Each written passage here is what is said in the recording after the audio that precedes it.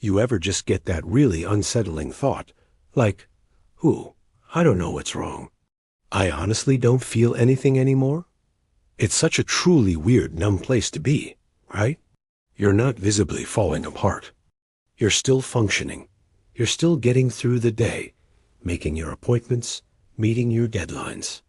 But underneath it all, something feels empty. And because nothing on the surface looks bad, you tell yourself that you shouldn't feel this way. So you just keep going, pushing through, hoping the feeling will fade on its own. You know that weird pain that's just impossible to explain, even to yourself? It's like you're not really sad enough to ask for help, or broken enough to stop everything, right? Not even unhappy enough to complain out loud.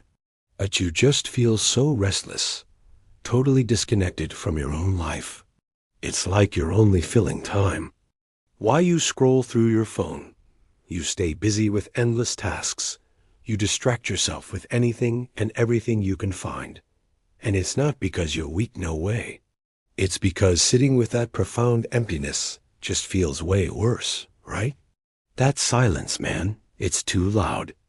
The psychiatrist Viktor Frankl, a man who endured and survived the horrors of concentration camps, had a powerful insight into this very state.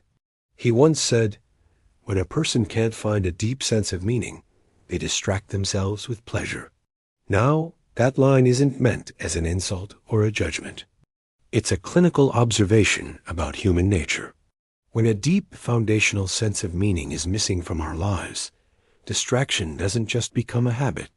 It becomes a survival mechanism. It's how we protect ourselves from the void. This is why distraction takes over so completely. You don't distract yourself because you're lazy or unmotivated. You distract yourself because something fundamental inside you feels unanswered. There's a space within you that was meant to be filled with purpose, and in its absence, you scramble to fill it with something else. With noise, with content, with an endless stream of tasks, with constant movement, both physical and mental. You do anything to keep yourself from having to ask the harder question, the one that looms just beneath the surface. What am I actually living for right now? And the longer that essential question goes unanswered, the louder the emptiness becomes. It doesn't always manifest as sharp pain. Often, it settles into a dull, persistent numbness. If this feeling is resonating with you, if it feels familiar, please know that you are not alone in this experience. It's a common, yet rarely discussed, part of the human condition.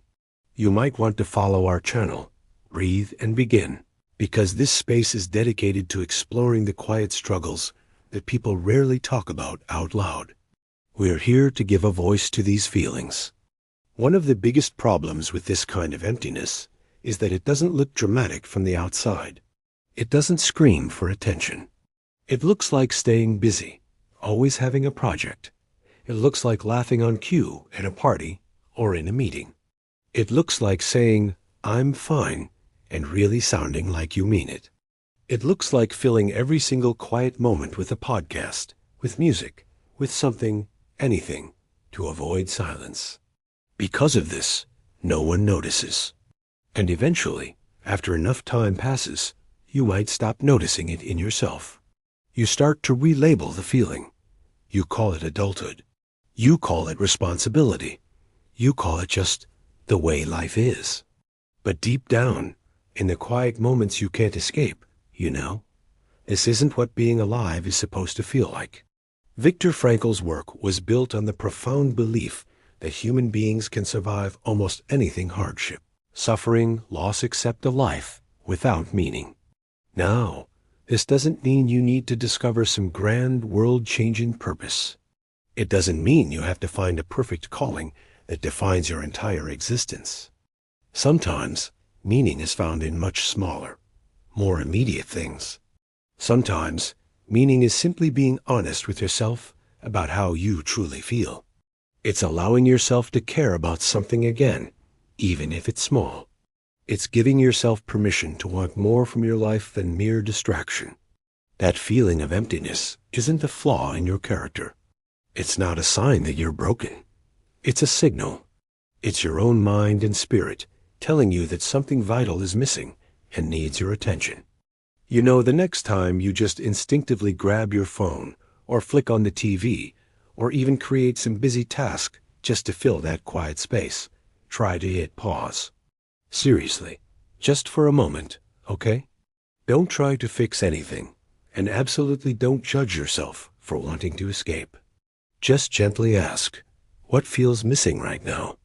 You know, you absolutely don't need the whole answer right this second. Seriously, sometimes the clarity takes forever to hit, right? But the real magic? It's just letting that question hang out there, giving it space to breathe instead of instantly shutting it down. The moral here is this: you're not lazy. You're not broken. You are disconnected from a sense of meaning, and your mind is doing what it's designed to do. It's trying to cope in the best way it knows how. It's trying to protect you from a pain it doesn't know how to solve. Understanding this is the beginning of finding your way back.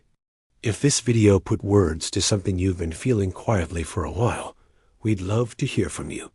Leave a comment below, even a short one. Knowing you're not alone is a powerful first step. Thanks for being here.